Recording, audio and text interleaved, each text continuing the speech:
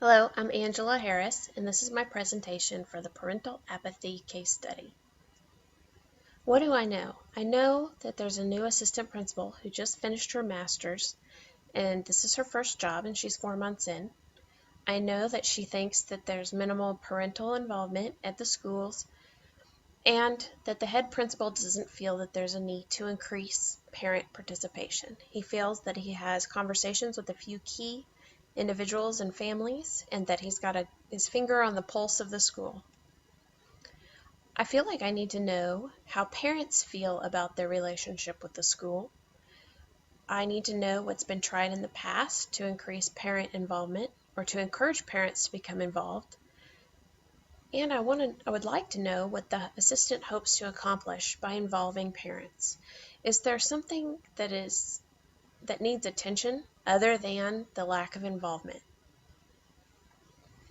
The problem, as I see it, is that the parent participation is minimal and input is minimal. The assistant principal believes this is a concern, but the head principal does not, and that without a solid parent-school relationship, the best for kids may not occur. The steps that I would take if I were the assistant is to volunteer to be the lead. The head principal does not have this on his radar as something that's a top priority, and being a new principal 4 months in, I guess if I was wanting to make suggestions for change, then I would offer to lead those activities. Where they are at right now is that they have 8 parents at the school waiting for a meeting on parental involvement. The notice sent out to the parents did not have very much description, and yet still they had 8 parents show up. So I feel like they need to take advantage of this, honor the parents' time, and proceed with the meeting as scheduled. After that, I feel like they should survey the parents about their preferences. They should ask about their preferred modes of contact, and they should ask about what activities or opportunities the parents would like to participate in. And then they should take those results and create those opportunities. The strategies, with the head principal's input, create opportunities to increase parent involvement.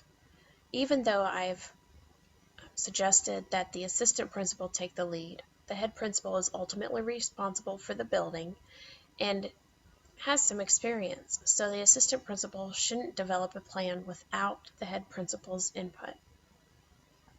At the same time, the assistant principal should not be offended that this isn't the top priority for the head principal, and should be aware that most of the responsibility will probably fall on her shoulders. Then I'd welcome all and any involvement from families. This could be involvement in the schools, but it might be involvement and support at home after school with their child, reviewing or completing homework and activities from the day. The best thing for the students is to keep trying to include parents in their opinions. Just because you've had a few activities that weren't very successful, that doesn't mean that you should stop trying altogether. You might have different people participate in different activities, but collectively, they make up a good chunk of the parents. They need to maintain the current relationships with families. They shouldn't stop doing anything that's getting some participation right now, because that can be seen as a small success. And then they should use the current situation, such as the meeting or a potential survey, for creating better relationships in the future. The data that I used to make these suggestions and steps is the fact that 8 parents showed up to a meeting where there was minimal details, and the notice was given on a Friday and the meeting was on a Monday. The assistant principal is willing to take on the task of increasing parent involvement, which means that she might be willing to design the survey, deliver the survey, analyze the results. And then the feedback from the parents will help the administrators create meaningful opportunities to participate at school. Once the parents give their information and their opinions, those can't be ignored, and they should be used to develop meaningful opportunities.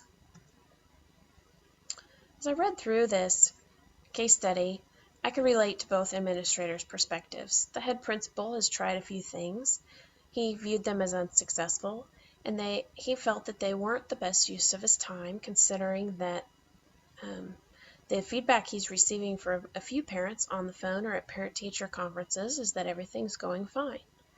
From the new principal's perspective, the vice principal's perspective, she just got out of her master's program, probably took a class similar to this, and she feels that it's important to establish those relationships with the families and the school. And since she sees that it's lacking at the school, it's an opportunity for her to investigate and to develop a plan that can increase involvement.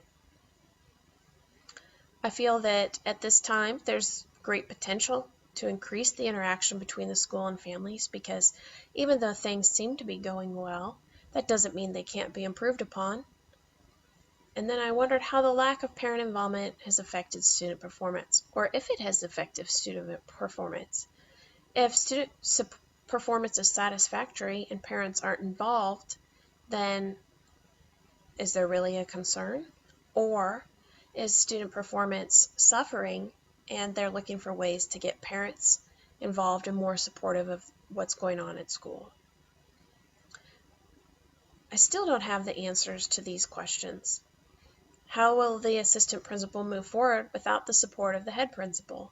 Seems like he's willing to give up easily on the task of trying to get more parents involved because he's been met with limited reception from the families. How does the school get families to be more active? I haven't heard from the parents, so I don't know what opportunities that they would find engaging. And will families be open to the efforts of the school?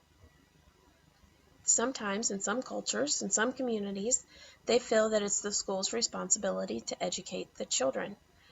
They feel that they have their own jobs outside of the school, and that the teachers, the principal, and the other professionals in the school building are responsible for educating their children. For the standards, I collaborate with families by gathering input from them. I'd use their responses to create opportunities, and then I would continue the efforts despite the limited family participation. Some participation is better than no participation. I'd respond to the diverse needs by understanding that work schedules might not allow families to participate during our normal school hours. I would need to understand the culture of the community and how the community members view the role and expertise of the school staff. And then I would use any input gathered from the families to understand and leverage how the community wishes to participate at the school. Other ways that I can gather input and feedback is to share the school's intent with other community organizations. It might be that our families have not had good experiences with schools in the past, so they're hesitant to offer feedback or even to come to the school. I could offer to meet with parents at alternate locations. Sometimes families are just incredibly busy, and to fit in one more appointment, one more meeting, one more stop at the school is just asking too much. And then partner with other organizations to share information. So by letting other organizations know about the activities that are going on at school, that can be another channel to communicate to families how they can become involved. Thank you, and have a nice day.